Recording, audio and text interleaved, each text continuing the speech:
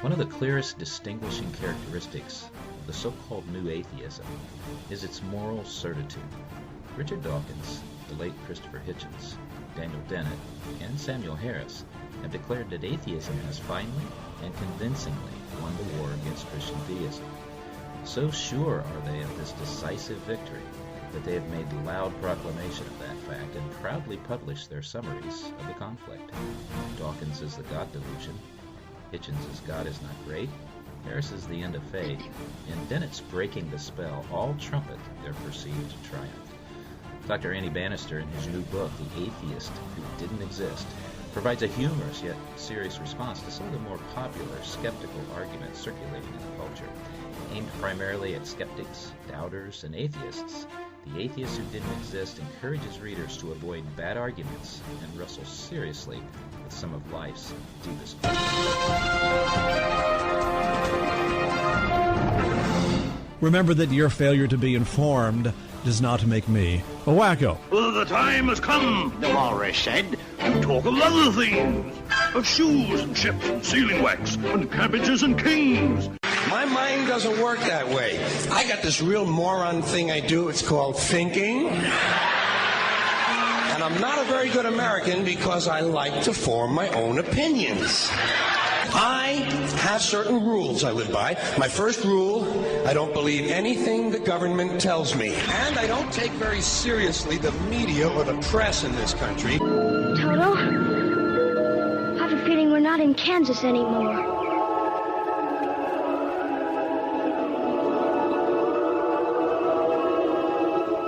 Nine most terrifying words in the English language are, I'm from the government and I'm here to help. This is your last chance. After this, there is no turning back. You take the blue pill, the story ends. You wake up in your bed and believe whatever you want to believe. You take the red pill, you stay in Wonderland, and I show you how deep the rabbit hole goes. Hello, and welcome to Soaring Eagle Radio. Your host is Mike Spaulding. Get ready to be challenged and encouraged as you consider today's news and Mike's commentary from a biblical perspective. Now, let's join Mike. Welcome, listeners. This is Mike Spaulding, your host of Soaring Eagle Radio. You can subscribe to us on iTunes, follow us on Twitter at Soaring Eagle Rad, or of course on Facebook and the website www.soaringeagleradio.com. Dr. Andy Bannister is the Canadian Director for Ravi Zacharias International Ministries, speaking and teaching regularly throughout Canada, the United States, and Europe. He holds a Ph.D. in Islamic Studies. He is an Adjunct Research Fellow at the Center for the Study of Islam and Other Faiths at Melbourne School of Theology. Dr. Bannister is the author of An Oral Formulaic Study of the Quran, a book that reveals many of the ways the Quran was first composed, and Heroes, 5 Lessons from Whose Lives We Can Learn, which looks at the lives of 5 incredible giants of the Christian faith. His latest book, and the subject of our conversation today, is The Atheist Who Didn't Exist, subtitled, or the Dreadful Consequences of Really Bad Arguments. Welcome to the Soaring Eagle Radio Show, Andy. Mike, it's a pleasure to be on the show. Thanks for inviting me. Well, you're very welcome, and it's my privilege and honor. What drew my attention initially, Andy, to you was seeing that you were involved in Ravi Zacharias International Ministries. I've appreciated that ministry for many, many years, and saw that you were the Canadian director, and so I reached out, I believe it was through LinkedIn, and asked if we could have a conversation on apologetics, and it just so happened that at that time you were finishing up the book that we're going to discuss tonight, and you were very willing to do that, so I appreciate that. But could you tell our listeners a little bit about your work with RZIM in Canada? Yeah, absolutely, Mike. Very happy to. Many of your listeners have probably heard of Ravi Zacharias. He's been running the ministry now for getting on for 35 years, so pretty sort of established name. But what many people don't always know is that behind Ravi for the last 10 to 15 years, he's been busy building, as he would describe it, a very strong bench. He wants to make sure it's not just him. So there are actually 40 apologists and speakers around the world now that Ravi's raised up and mentored. And so about 5.5 years ago now, Ravi and I had been connected previously, and I was approached and asked if I would come and head up the Canadian office. I was currently in Oxford in the UK, but they relocated me to Toronto, either as a reward or as punishment. We're still trying to work out which. And it's a fantastic opportunity to do ministry, because Canada is a very complex country, lots of challenges, lots of opportunities, and basically at its heart, ours at AM is about evangelism, but evangelism aimed very much at the thinking skeptic. So we use apologetics to an evangelistic end. Ravi likes to say that our purpose in life is to help the thinker believe and the believer think. Yes. And so that's what I spend my time doing here in Canada, on university campuses, in business settings, on the radio and online, just any opportunity to take the gospel to those who consider themselves thinking skeptics, and try and show them why, not merely is the gospel true existentially in terms of what it says about our hearts and our souls, but also that it engages the mind. Love the Lord your God with your heart, soul, and mind, said Jesus, and that's what we try to do. Yes. And you do that through a wide range of medium. You already mentioned campus dialogues, debates, videos. There are teaching videos. I've watched a couple of yours myself recently, and so all of that is used, as you said, to challenge thinkers to think through the beliefs that they hold, to see if they're consistent, rational, and logic. So I appreciate that, Andy. Your PhD is in Islamic studies. What led you to that focus? That's right. I often like to joke it was simply that I filled in the university application form wrongly. I'd meant to study archaeology, ticked the wrong box. No, what actually happened, Mike, that was actually all part of the way that the Lord led me into apologetics ministry. In the mid-1990s, back in England, I was actually a youth worker, was a youth pastor doing work for a number of churches.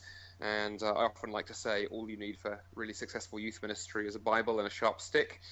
And then one day, a friend invited me to go up to a place in London called Speaker's Corner. And Speaker's Corner is pretty much world famous. It's kind of colloquially known as the World Centre of Free Speech. It's a part of one of our big parks in London, where every Sunday afternoon you could stand on a ladder or a soapbox and talk about anything: religion, politics, sport, you name it. And you'll probably get a crowd. Thousands of people go to Speaker's Corner every week to hear the speakers. And my friend had discovered there were many Muslims going to Speaker's Corner, and it was a wonderful way to engage the Muslim community. So he said to me, why don't you come along and try preaching on the street with me, doing some evangelism to Muslims? How hard can it be? I thought to myself. Yeah. The answer is very hard. I got up on a ladder and found the Muslims I was speaking to had every objection to Christianity rehearsed. They tore my faith to pieces. I remember getting down from the ladder, my head spinning, thinking, what do I do? And I decided, well, I guess I need to really begin digging into what I've been taught, firstly to ensure my Christian faith is true. I'd never encountered apologetics up until this point. I did very quickly. And then as I began studying, obviously, the Christian faith in more detail, I thought, well, I better start studying Islam better so I can engage my Muslim friends. And literally one thing led to another and another, and ended up with a PhD. Yeah. Very interesting. Very interesting. So from that then, is it fair to say, Andy, that maybe a kernel of thought was planted there and began to grow towards a book that would help people to answer not just objections, but in the case of your book, really, really bad arguments? Did maybe it start there? I think it might have done, actually, Mike. That's a good question looking back, because as well as Muslims, I certainly encountered a lot of very vociferous atheists at Speaker's Corner, and many of their arguments were loud. They sounded good, but even back then I found myself thinking, I'm not sure that actually works. Yeah. And then really over kind of 10 years or so of public ministry, I think what's really pushed me to writing The Atheist Who Didn't Exist is exactly that, is encountering, particularly online, but also in the media, lots of atheist arguments that are really just awful ones. And then, of course, we had someone like Richard Dawkins and his book, The God Delusion, which really took that to a whole another level. So I finally got to the stage of saying, what I want to do is write a book that is very respectful to atheism. I hope it comes across in The Atheist Who Didn't Exist that I have a lot of respect for atheist friends who have thought through. I have not a lot of respect for bad arguments. And one of the takeaway messages of the book is, look, if you're going to be an atheist, that's fine. I mean, I'd rather you weren't, but okay, I can respect that. But at least abandon bad arguments. Some of the arguments we hear in the mainstream media for advancing atheism are so bad. They are quite literally ridiculous. Yet they're put out there with a sort of serious-minded face and an Oxford accent, and people take them seriously. Yes, and I was quite surprised, actually, as I read the book, Andy, to come across, I hear this argument all the time. I hear this advanced all the time. And it really is weak when you begin to look at it and take it apart. So I think you've done a great service for believers who wrestle with, okay, how do I approach these arguments? So one of the things that caught my eye immediately was the book cover. And I don't know if that was designed deliberately that way, but a pair of spectacles or eyeglasses, and then the last word in the title is, at least to me, is beginning to fade away. Now, before I tell you what I saw in that, I want to know from you, was that intentional?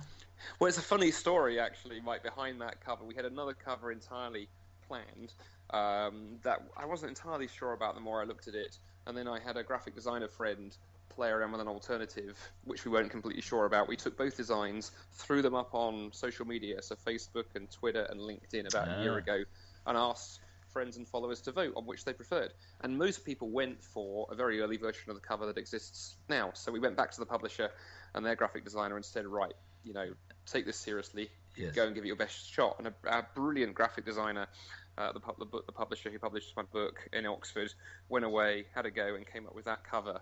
And I'm really glad you like it, because I think he's done a great job. I think it's really catchy. Yeah. I thought so too, and I don't know if you've had people interpret it for you, but when I looked at it, I thought, okay, this could be saying a couple of different things, because one of the things when we talk about apologetics and we talk about worldviews, we say that a worldview is a way of looking at the world. So in essence, it's a pair of spectacles or eyeglasses that helps you to view the world properly. But as I looked at your book cover, I thought, okay, what I'm getting from this is when you look closely at the arguments that atheists advance, they tend to be very weak and disappear. So I don't know how close that is to what your intention was, but that's a lot of fun, actually. It'd be interesting. Readers can go to listeners can go to the atheistwhodidn'texist.com and see the cover and check it out. There's two things actually was going on. We wanted the word atheist there very prominently, because I quite deliberately didn't want the word God, Christianity, or religion, because my primary audience for this, and we may come to this later in our conversation, is actually atheists. Christians are my second audience. Atheists are actually the first audience. I wanted the word atheist very big. And then our thinking, actually, funnily enough, in the spectacle was the Invisible Man. I don't know if you remember that sort of science fiction story in the movie with the guy with no face and just the glasses. Because one of the ideas I play with in one of the chapters is that one particular argument for atheism, and we may come to this later, actually ironically ends up arguing the atheist who uses it out of existence, and they become quite literally the atheist who didn't exist. So we had some fun with that. Excellent.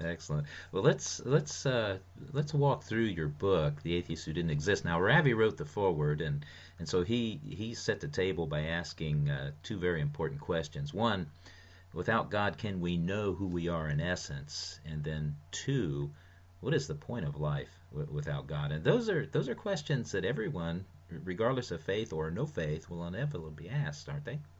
I think so. I think those are very, very primary questions. It's funny that just 3 days' time I'm doing a big university event about a couple of hours from Toronto, doing a dialogue with one of Canada's most well-known atheists, not a Dawkins type atheist, thankfully. He's much more generous. But we're actually taking the subject of what's the meaning of life? And I find that interesting that he really wanted to talk about that. Now, I don't think without God you can answer that question, but I think everybody asks it. It's a very human question. Why am I here? What's the point of my existence? If I hadn't been born and I hadn't existed, would anyone notice? Would the world be any different? And I think everybody, whatever they believe, asks that question. So it's a great way into the conversation. It absolutely is. You state your goal. I mentioned Ravi stated these two questions in the introduction. But you state your goal for the book this way, and this is I'm quoting you.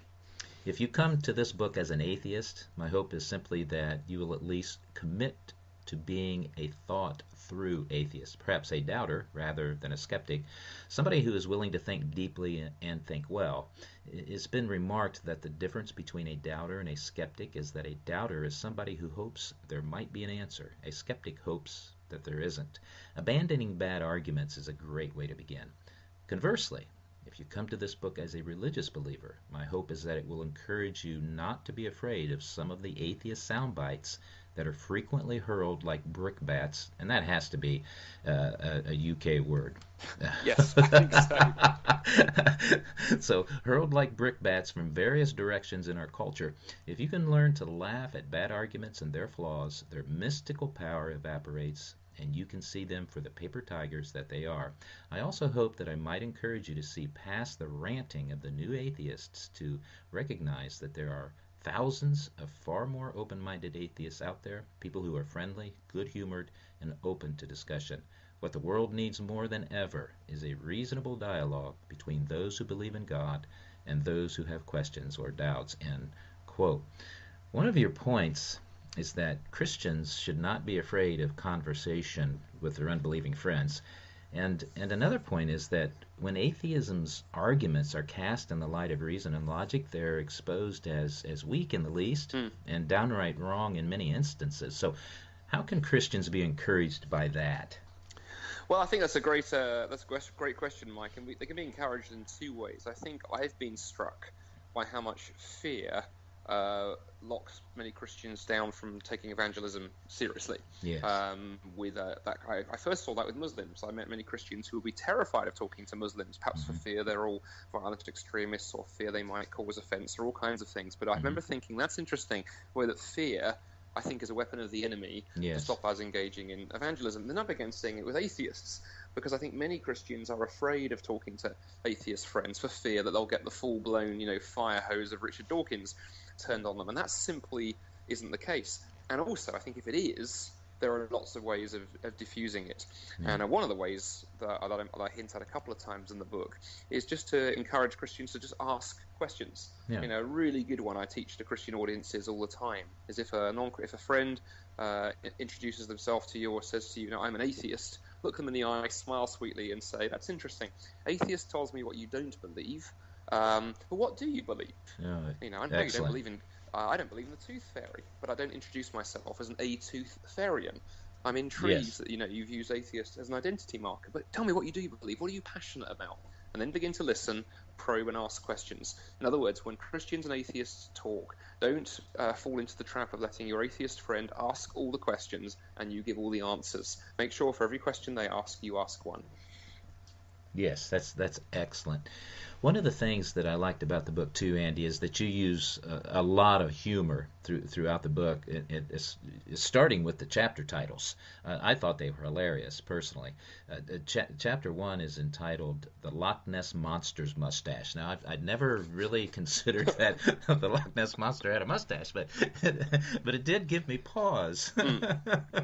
And so you use that as a launching point, as an illustration of really the point of chapter 1 is the consequences of bad arguments. So your point here is that much of atheism's arguments thrive on poor arguments and cheap sound bites. So you utilized an illustration about a bus billboard popping up in a major city. That's right. So, one of the things that early on intrigued me and drew me into this was the so-called atheist bus. And it started off in London. It was a bus that a number of atheist groups had come together, sponsored advertisements on the side of London buses, and they read, "There probably isn't a God, so stop worrying and enjoy your life." Yes. And it was known as the atheist bus, and then it turned up in other UK cities, and then it hopped across to North America. So it's been in some American cities, it's been in New York and Washington, a few other places, and then in Canada we've had it in Toronto and Vancouver and all over the place. And I remember, atheist friends getting quite excited about it. Like, we've religious guys, you've had your adverts, and now we've got ours. Yes, but until I read it and thought, it just doesn't work. On so many levels, it's an appallingly bad argument, embarrassingly so. And as I share in the first chapter, it sort of unravels in quite funny ways, actually.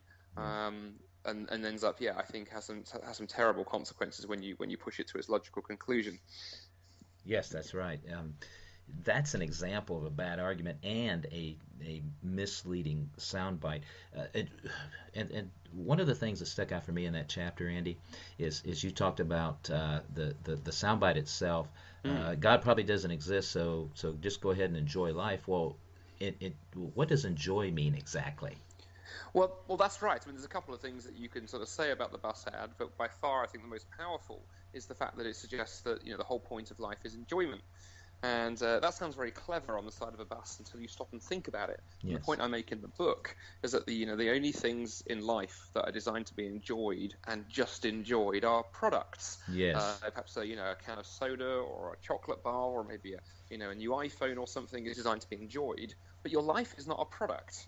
And life is about far more than just enjoyment. Sure, enjoyment is great, enjoyment is lovely, but it's not the sole purpose of life. That's right. And that Athiest bus ad is thus deeply, deeply reductionistic. Yes. And I think it's really cynical, quite frankly, because what if you're at a point in life where you're not enjoying your life? What if you've lost your job? Yes. Or you've suffered a bereavement, or you've just received a terrible health diagnosis from a doctor, or whatever it is? Lots of people are in a place where life isn't very enjoyable, quite frankly, and the subtext of the bus ad is thus, well, if you're not enjoying your life, come on, pull yourself together. It's the whole point of the thing. Yes. And I'm just not sure that works in the real world. Yes, absolutely right. Yeah.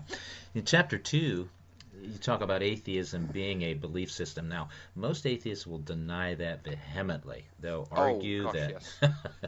Oh, yeah. They argue I sort of stirred up a firestorm with that one.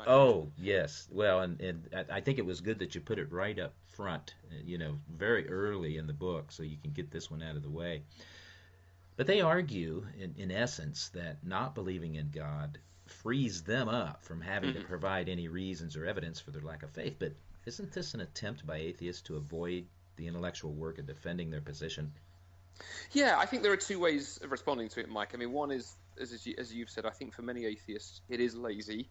I know that term is pejorative, so I use it cautiously, and I also say it doesn't apply to all atheists. I think some atheists I've met, they've never stopped and thought about it. They've actually never stopped and thought, hang on a minute, there's more to it than this. And of course, then you have the big league atheists like Dawkins and Hitchens and all the rest, advancing this idea it isn't. So Christopher Hitchens, I quote him in the chapter, famously said, our belief is not a belief.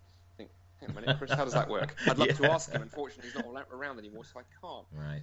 And so really the whole point of that chapter, and I put it early on for a couple of reasons. One was to sort of get it past the filters, but the other, I think, was it's important for the whole discussion, because once you realize that atheism is a belief system, that it's a worldview, and for some, not all, but for some, it has effectively become a de facto religion, then it levels the playing field. I'm not trying to shift the burden of proof or anything like that. My big takeaway message in that chapter for people is whatever you believe passionately, whether it's you're a passionate Christian or a passionate atheist, you have to give reasons for that which you're passionate about. Christians have to give reasons. Absolutely we do. Atheists have to give reasons too, because atheism is far more than just the denial of God.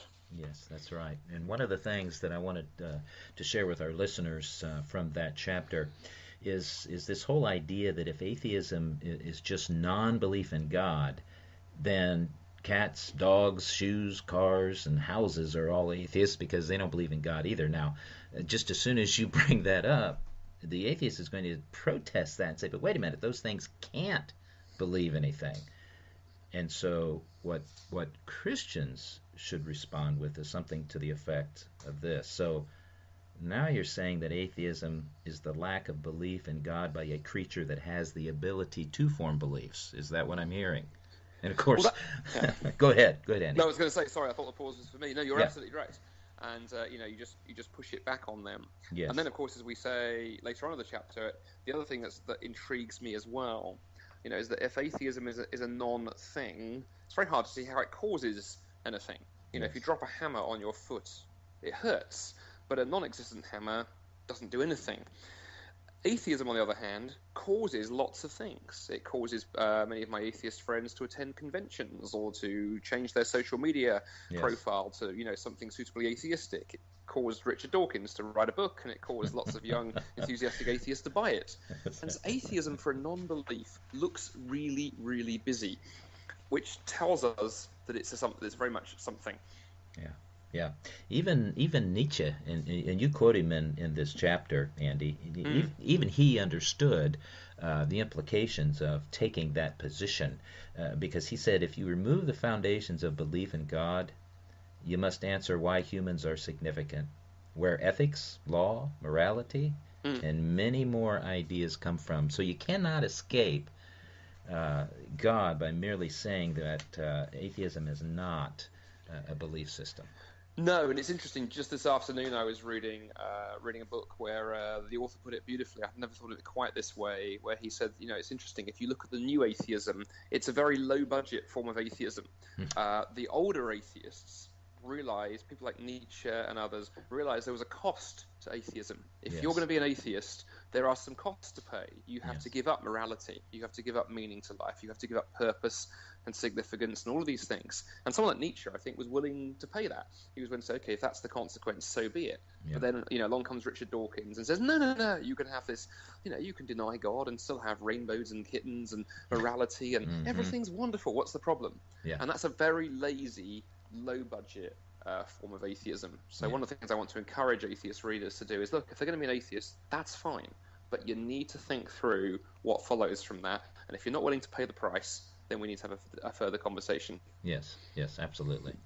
So in Chapter 3, you take on the atheist argument that everyone is really an atheist, including Christians, who merely believe in, this is how they phrase it, one God less than atheists do. But this argument goes too far in that it assumes all possible explanations are equally valid. How do Christians answer that one, Andy?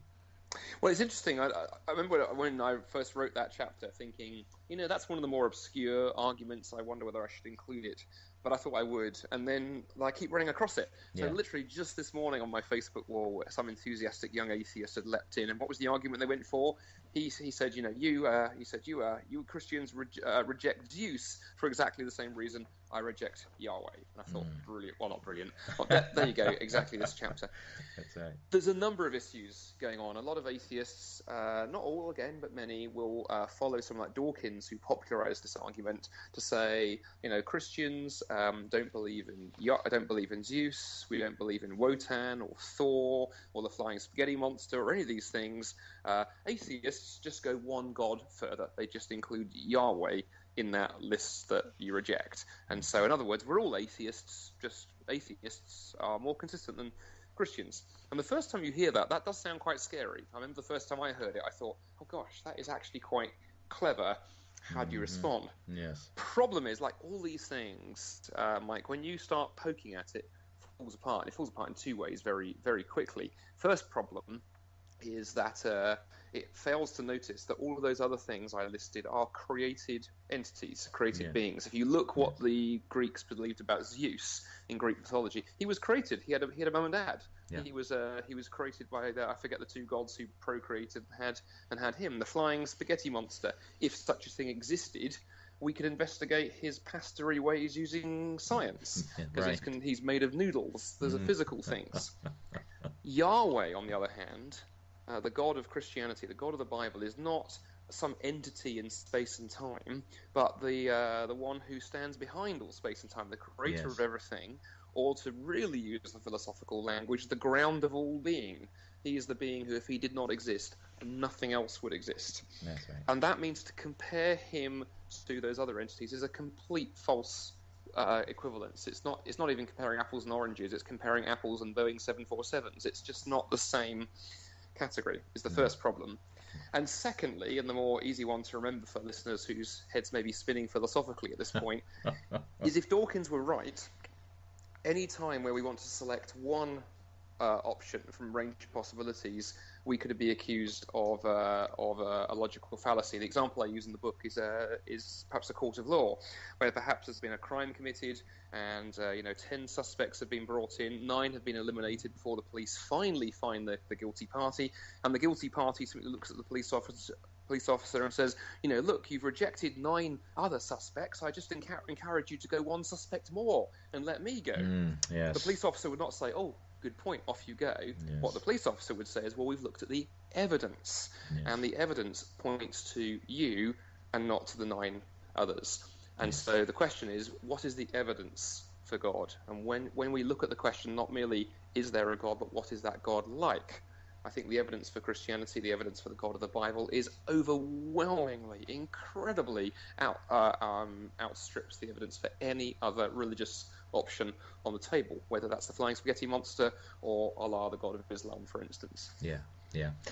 One of the most often heard objections, at least in my experience, has been the atheistic claim that believing in God is akin to believing in the tooth fairy or Santa Claus, and in fact that is the argument that you tackled in chapter 4, the Santa delusion, or why faith in God does not mean that you're insane. So there you take on their critique that belief in God makes you crazy and that you're just believing childhood myths and it's time to grow up and get on with life. So how do you address that? Well, it's interesting, isn't it? You sort of look at this stuff and you think, who could actually argue that? But the answer is, it's everywhere. It's very common. Dawkins makes it. I've seen it on bumper stickers. I know Christians who get quite afraid by that argument. It sounds very clever. How do you respond?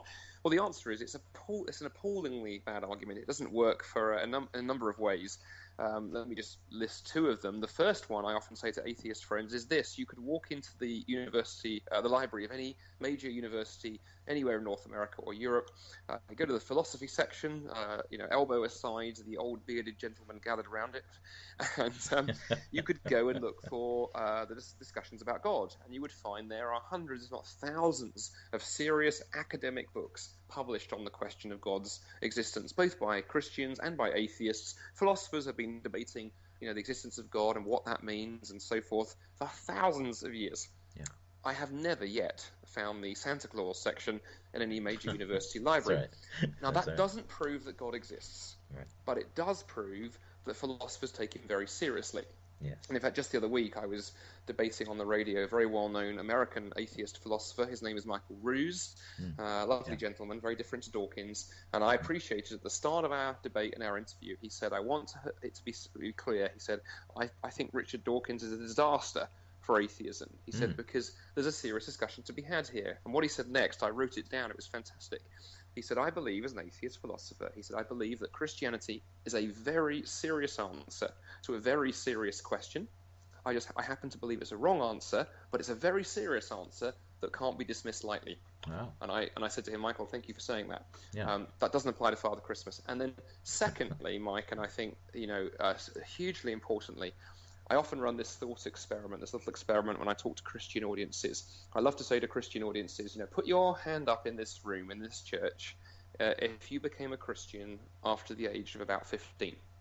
And usually, at least half the hands go up. Perhaps more so in somewhere like Canada that's a little bit more secular than the USA. Over half the hands would go up. I then sort of say, okay, put your hands down. Now, who here came to believe in Father Christmas after the age of 15? And unless there's a comedian in the room, all the hands stay down. And it makes the point. Adults become convinced of the reality of Christianity. And people convert from atheism to Christianity after having carefully investigated the evidence. Santa Claus gets left behind in childhood. Many people, in fact probably more than half the Christians in most churches, have discovered God as adults. God and Father Christmas are utterly different. Yes. That's a powerful illustration, Andy. One of the darker aspects of this particular argument, and one that I spent some time chewing on, trying to understand. Okay, how are we going to address this and tie this in? Is this idea that because God is this myth that people are hanging on to into adulthood, and then they become parents and they begin to raise their children.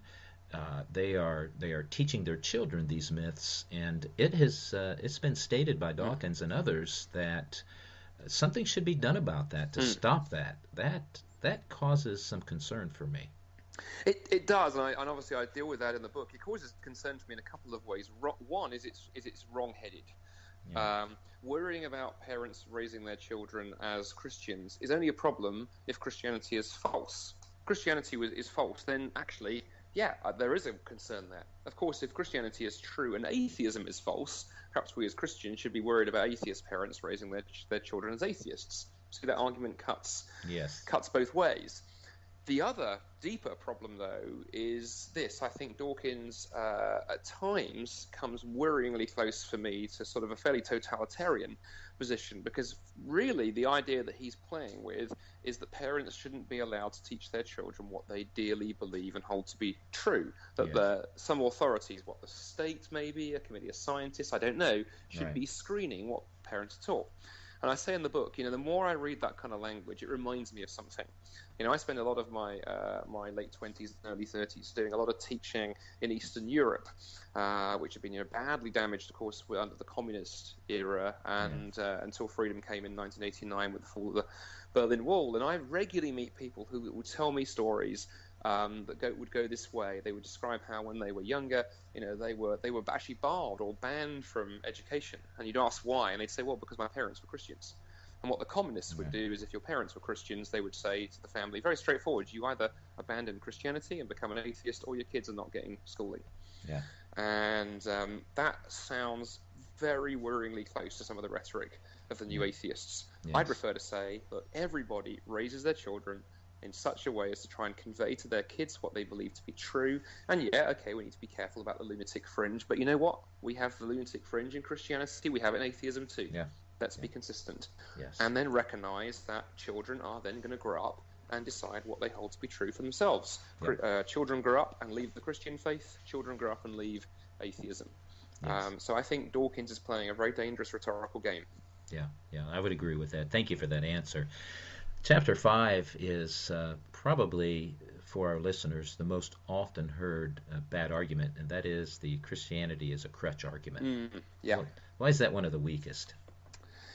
It's funny, isn't it? Why is it weak and it's a crutch? There's a joke right there. Isn't there? That's right. Yeah, we hear that very, very commonly. I think it's very common because it sounds very compelling, firstly, to go, oh yeah, you just believe that because it's a crutch.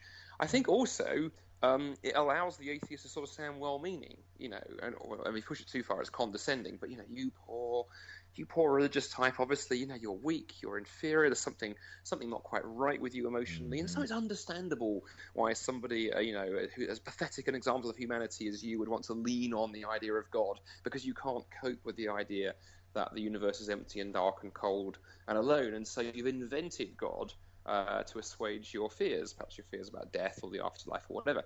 That's the way the argument goes. Like all of these things, it sounds very clever, it sounds very sophisticated, especially if there's a British accent involved. But the problem is it's wrong on a whole number of levels. One of the biggest problems, of course, with it is it pings back on atheism quite nicely. If any listener hears it, the first thing you can do is look at the atheist you're talking to and say, well, you know what? If there is no God, then you're right. I guess I am deluded, and perhaps the reason I've invented God is for the reasons you describe. That's actually possibly true. However, if there is a God, then of course it is you, my atheist friend, who is deluded. Yes. And maybe you've written God out, not because you've investigated the arguments, but because you want to live a life entirely free of moral responsibility. You don't like the idea of a judgment and being held to account. You want to live your life entirely as you like. And so you've written God out of the picture, not because of the evidence, but because of psychology. See, it works both ways. Yes. And the big idea underneath that, Mike, is that psychology cannot tell us whether something is true or not. There are many things that I feel good about. I like the idea of mountain walks. I like the idea of chocolate. I like the idea of ice cream. I like the idea of miniature roller skating pygmy elephants. All of those things make me feel quite happy thinking about them. The thing is, 3 of them exist and 1 of them doesn't. And simply by looking at my emotional response, you can't tell which is true. You'd have to investigate the evidence, and you'll discover the first 3 things exist, and unfortunately, we don't yet have miniature roller skating elephants. How we feel about something doesn't tell us whether it's true. That's right. Yeah. And many atheists, and you certainly have an abundance of quotes where atheists are honest, and they give some very candid answers about Christianity and about belief in God, and for many of them it boils down to this: they just don't want there to be a God. Yeah. I think that's hugely important. I'm very careful not to push that too far because I don't want to be guilty of doing to my atheist friends what Richard Dawkins tries to do to us. But I think we can at least raise the question. And I think the one that I found the most intriguing, I discovered it researching the book, actually. I knew some of the others, but I came across that quote on page 90 from Aldous Huxley, the famous British atheist, and where he says, I'll just read the quote, actually, because I think it's so powerful. He says, "For myself, as for most of my contemporaries, the philosophy of meaninglessness, so of atheism, was an instrument of liberation. The liberation we desired was liberation from a certain political and economic system and liberation from a certain kind of morality. We objected to the morality because it interfered with our sexual freedom." And then he goes on to say the best way of dealing with that was to deny that the world had any meaning. In other words, he says we wanted to be sexually free, to sleep with whoever we wanted, whenever we wanted. We realized that if Christianity was true, it would let us do that, so we just denied Christianity. And it's a very powerful quotation. I appreciate the honesty. And I'm not saying, again, every atheist is in that position, but I think many are. Many are. And a really interesting way I found over the years of exploring that is if you're a Christian talking to an atheist friend, ask your atheist friend, what do you think would happen if you were to become a Christian tomorrow? Let's imagine over the next half an hour in our conversation, I convince you that Jesus is the Son of God, died for your sins, rose from the dead, and you decide, gosh, I've got to become a Christian, and you bow the knee and you become one. What would happen next? And if the answer is something like, well, I guess life become really boring, now you're onto something, because you're into this area. I think many people reject Christianity not because they don't believe it's true, because they're afraid if they become Christians, life will become boring, their choices will become restricted, and all of these things. And that's not a logical argument, that's an emotional argument. Yes, bingo, yeah. One attack on Christianity that has stood the test of time is that it poisons everything.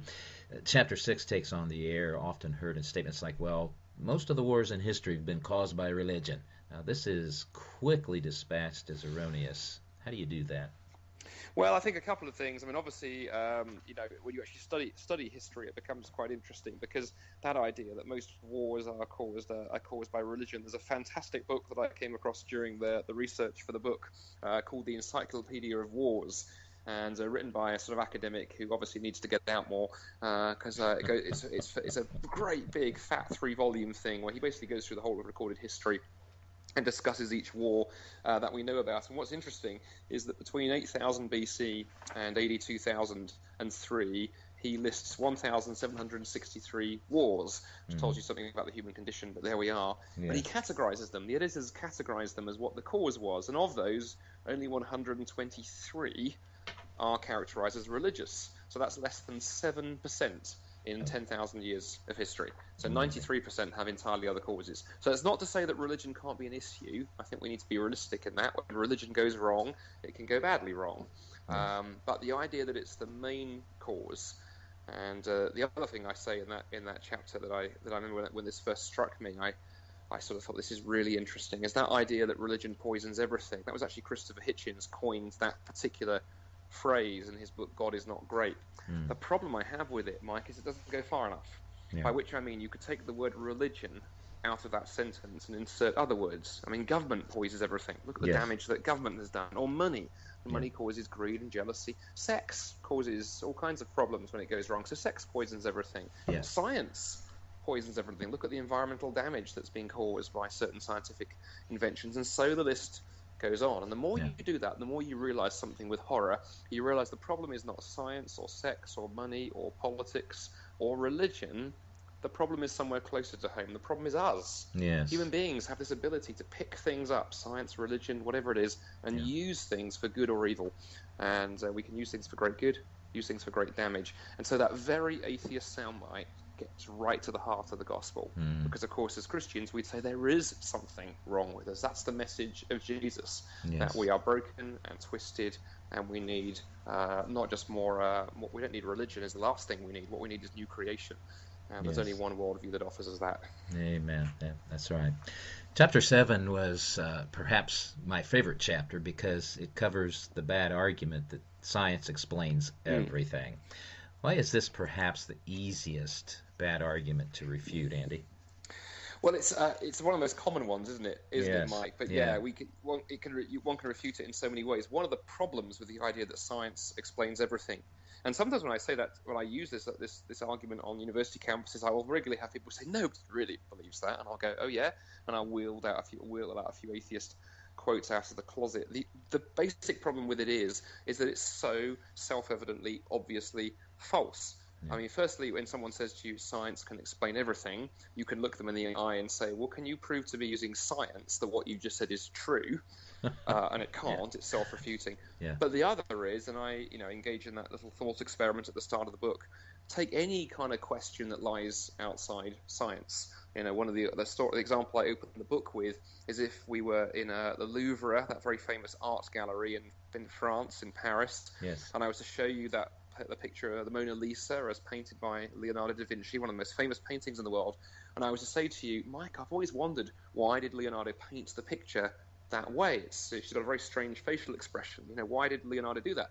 And you go, well, actually, I'm glad you asked that, Andy. What I plan to do is once the museum's closed, I'm going to hide behind that pot plant over there, wait until the museum's closed, and I'm going to sneak out, I'm going to hack the painting to pieces, get a sample of the paint, get a sample of the wood frame that the painting's painted on. I'm going to take those off to my chemistry lab back in the USA, and I'm going to analyze the paint, analyze the wood, and do all these clever experiments, and I'll be able to tell you why Leonardo painted the picture that way. Mm-hmm. I would look at you and go, Mike, you're insane. You're a lunatic in the Louvre.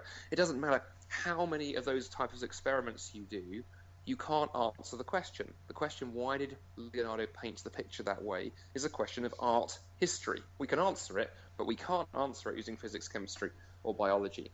We need art history. And there are many, many questions like that, including some of the most deep questions about the human condition. What is the value of a human life?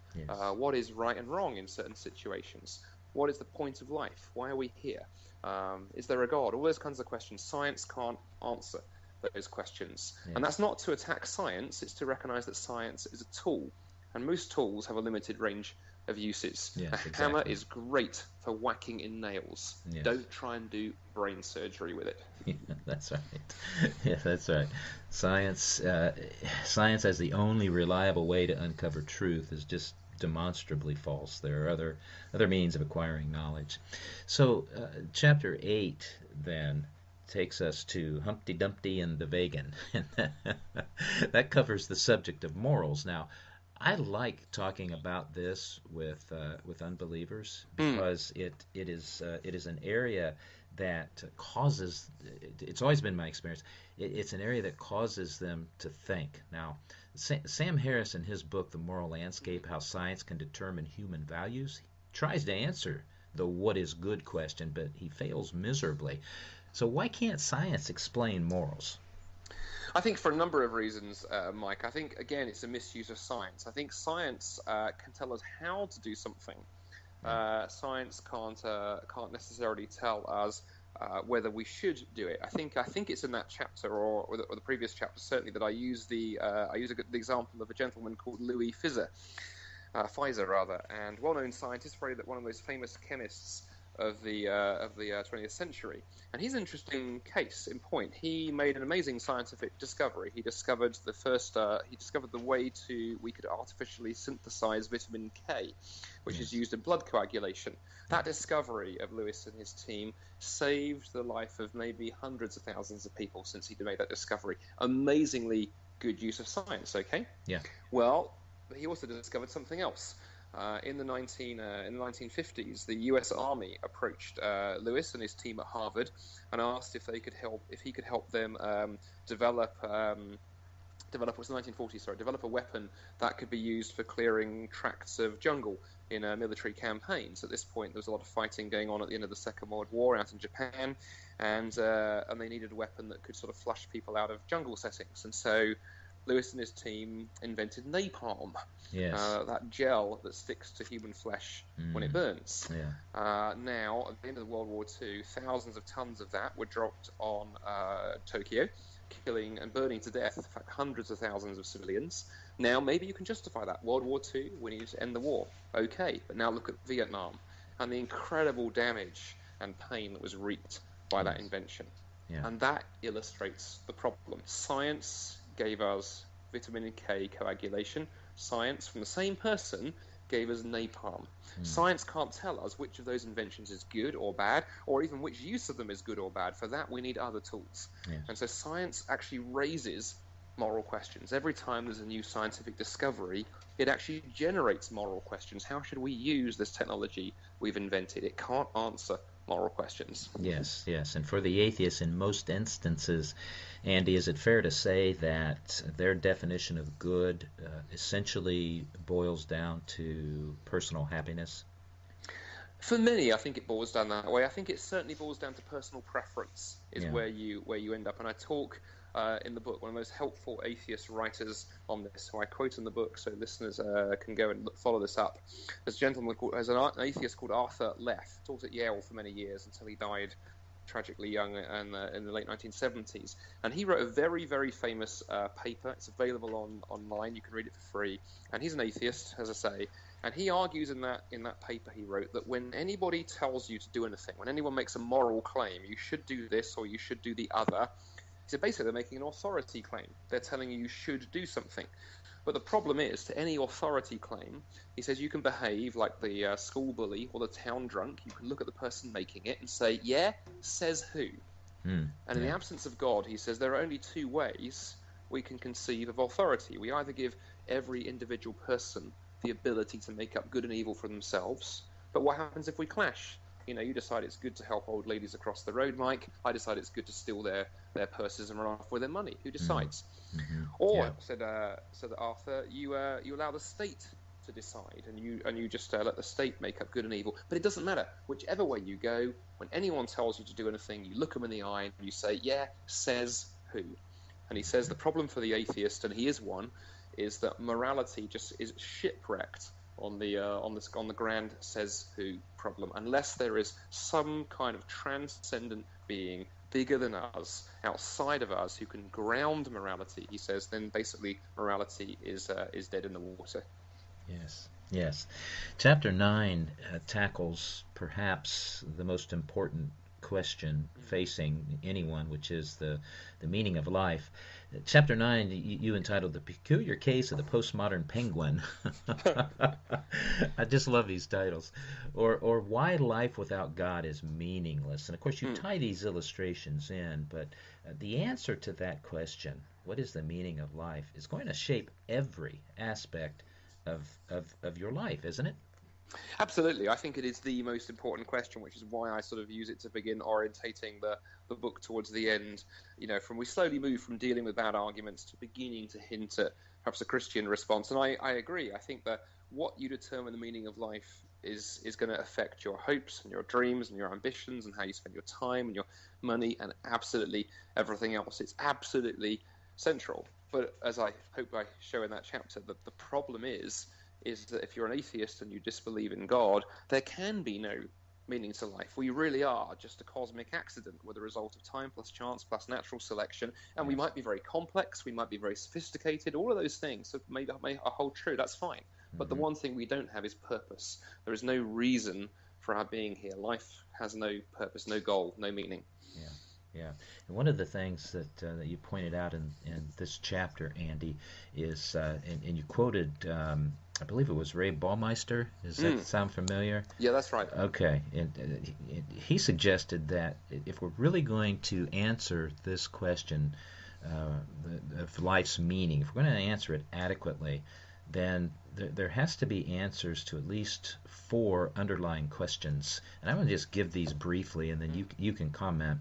But first of all, we're going to answer the question of identity. Who am I? We're going to answer the question of value. Do I matter? We're going to answer the question of purpose. Why am I here? And then you're going to answer the question of agency. Can I, individually, make a difference? Christianity answers all those questions best.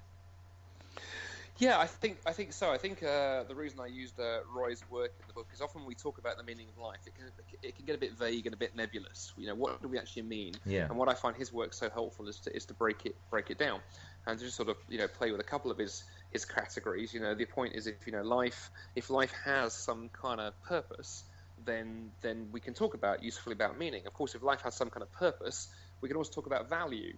And we can always talk about goodness as well flows from that. The example I often use is its purpose that enables us to determine whether something is good or bad. If I try and hammer in a nail with my watch and it breaks, and I say, oh, it's a bad watch, you'd look at me and go, no, it's not, Andy. You've just misunderstood its purpose.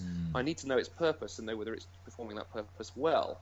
And if we want to talk about a life well lived or a good life or any of this kind of language, we need to answer that purpose question. And then, as I say, the things like the agency question, the ability to make a difference, that is such a primary question for many people. Most of us, I think, deep down want to know that our life has made a difference, that the fact that we've been here for 70, 80 years, whatever the length of our lifespan turns out to be, that it's actually made a difference. And tragically, if atheism is true, it hasn't. It makes absolutely no difference because the outcome is the same. Eventually, the human race will expire. Eventually, the sun will expand and swallow the earth. Eventually, the universe will come to an end, empty and cold and dark and alone. It makes no difference what you do now. Christianity, on the other hand, says it matters profoundly because you're not just a cosmic accident. You're not just some cog in the cosmic machine. The very hairs of your head are numbered. When God created you, Mike, he had you in mind and nobody else. There is a role in God's plan that only you can fulfill and nobody else. And, of course, Jesus invests human life with huge value when he dies for us on the cross. That shows how significant each one of us is, that God would pay so high a price. Yes. That's right. Atheists claim that beliefs, decisions, choices, they must rest solely on reason and evidence, but then they demonstrate faith in decisions that they make every day, and that is the subject of chapter 10. That's right. Yeah, so in chapter 10, no, we're running out of time, so we'll be quick, but in chapter 10, the big idea I'm playing with is that I think a lot of atheists get nervous about the word faith, or they play it off against the word reason. Atheists have reason, you Christians have faith, reason is superior, ha ha ha. So goes the argument. And what I seek to show in that chapter is that everybody has faith. Because when you look at what the word faith means, faith is really a translation of the Latin term fides, which means trust. When you have faith in something, it means you trust it. And that's not contrary to reasons. It's what takes the reasons and goes further. So I've been married for 17 years. Before I asked my wife to marry me, I knew all kinds of information about her. I knew facts. But there came a point where I had to go, okay, I know the facts, but now I need to ask myself a question. Am I willing to put my trust in this person and marry her? And that's really how the Bible talks about faith in God, funnily enough. The Bible is not interested in us just believing in God. I find, the book of James says, even the demons believe in God tremble. Yeah. What God is looking for is us to do is exercise trust in him. In fact, the biblical story is really, this is who God is. This is his character. This is what he's done in history and supremely in Jesus Christ. Now, on that basis, will you put your trust in him? And I point out, atheists do this all the time. We have to, as human beings, put our trust in things, whether it's trust in the laws of physics or trust in the pilot who's flying us on the aeroplane or so on and so forth. In fact, it's actually amusing and ironic that atheists would tell us they have confidence in their position, but the word confidence comes from a Latin word, con with fides, faith. Yes. And so if an atheist says, I am confident, you go, fantastic. You have faith too. That's right. Yeah. So you tie it all together then, Andy, in chapter 11, where you tackle this. It still surprises me to this day that the argument persists that Jesus was a myth. He was a made-up historical figure. There's no evidence for his existence whatsoever. That's just simply nonsense. Yeah, it is perhaps in one sense the most appallingly bad argument of all the ones I deal with in the book. It's so bad you kind of wonder where it's come from. Yeah. And actually, what's interesting when you start asking that question, I think you get your answer. One of the people I quote in that chapter, there's a gentleman called Bart Ehrman, who is a former Christian now. Well, I think an agnostic. I think he's hasn't quite come out and identified as an atheist, but has written lots of books attacking Christianity and so on and so forth. But I quote him because he began to run into this argument so often from atheists that Jesus didn't exist, that he felt the need to write a book called Did Jesus Exist?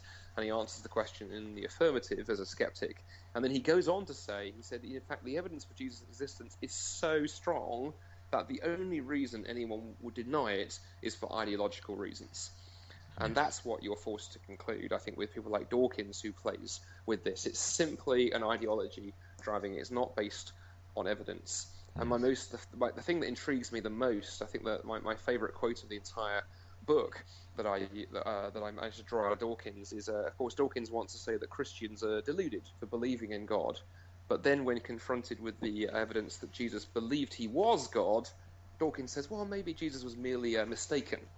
And I want to go, hang on a minute. So Christians are deluded for believing in God, but Jesus was merely mistaken for thinking he was God. Yes. And that's such a crashing contradiction that you're left concluding, I think Richard is just doing his very best not to face up to Jesus. Yes. It's one thing to play around with arguments. It's one thing to argue with the idea of perhaps a God who's distant and the God who set the universe in motion, who's out there somewhere. But the God we see revealed in Jesus Christ, that's a different matter entirely. That's a God not merely trying to get, a foot in the door. That's a God who's already in the door, pulled up a chair next to the fire, made himself a cup of tea, and now is looking at you saying, right, Richard, now we need to talk about your life. It's too uncomfortably close. And I think the best way to demolish that kind of Jesus is to deny he ever existed. But of course, historically, it's ludicrous. The evidence for his existence is tremendous. Yes, and I want to wrap up our time together, Andy, by quoting you. This was one of the quotes that I thought was very good from page 219 on your book. And this is a quote: "Once you are willing uncritically to believe things contrary to the vast weight of evidence, even to the extent of entirely ignoring the key scholars in a given field, well, at that point, all checks and balances are gone. Your theory has achieved escape velocity and is now free to orbit wildly in the outer darkness beyond the gravitational pull of reason and evidence." End quote. Fabulous quote, Andy. I thought that was a great way to pull all of the material together. Any new projects on the horizon for you? Yeah, so I'm sort of fairly snowed under promoting this book. My goal is, as I think I said at the start of the interview, is to get this into the hands of as many atheists as possible. So we're doing lots of radio and media pieces, not just Christian, but mainstream as well. So certainly for listeners who are Christian to this, I'd encourage prayers for that. Then we've got a busy speaking tour, and I've got some very exciting university engagements across Canada coming up. And then the next project is I'm just beginning work on my next book, which is going to be exploring the whole area of digital culture. We live in this 24/7, always connected, always on media age. And I'm beginning to be intrigued. That raises all kinds of apologetic questions. I regularly meet non-Christians who would admit to me that they're struggling with their email and can't escape Google and all this stuff. But I think through that struggle, I think that raises all kinds of questions about what the purpose of life should be like, what rest really looks like. And Jesus says, come to me, all who are weary, and I'll give you rest. So similar in one sense, playing a similar game to The Atheist Who Didn't Exist, which is taking some common cultural discussions and perhaps trying to connect them to the gospel in ways that people wouldn't normally think of. Well, that's exciting. I can't wait to read that one. So where can listeners find you?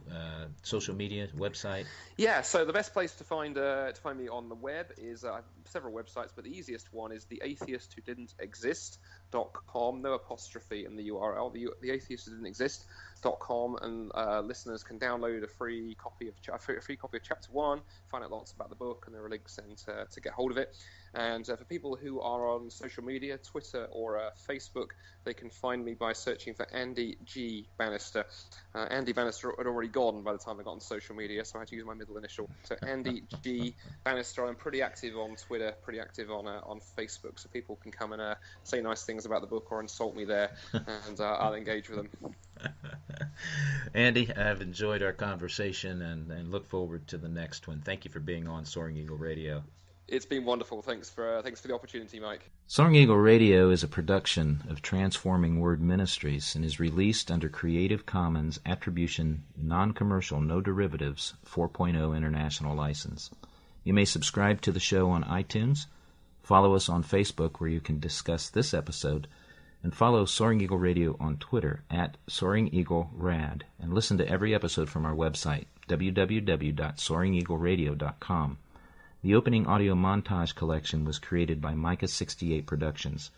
Visit them on the internet at www.mika68.com for more information. Friends, remember the Apostle Paul's admonition to the believers meeting in Rome. Therefore I urge you, brethren, by the mercies of God, to present your bodies a living and holy sacrifice, acceptable to God, which is your spiritual service of worship. And do not be conformed to this world, but be transformed by the renewing of your mind, so that you may prove what the will of God is, that which is good and acceptable and perfect. I'm your host, Mike Spaulding. Thank you for joining us today for this edition of Soaring Eagle Radio. Thanks for tuning in today to the Soaring Eagle Radio program. For more information about the show, write us at Soaring Eagle Radio, 682 West Grand Avenue, Lima, Ohio, 45801. You may also contact Mike directly by email at the following address, pastormike@woh.rr.com. God bless you today as you seek Him.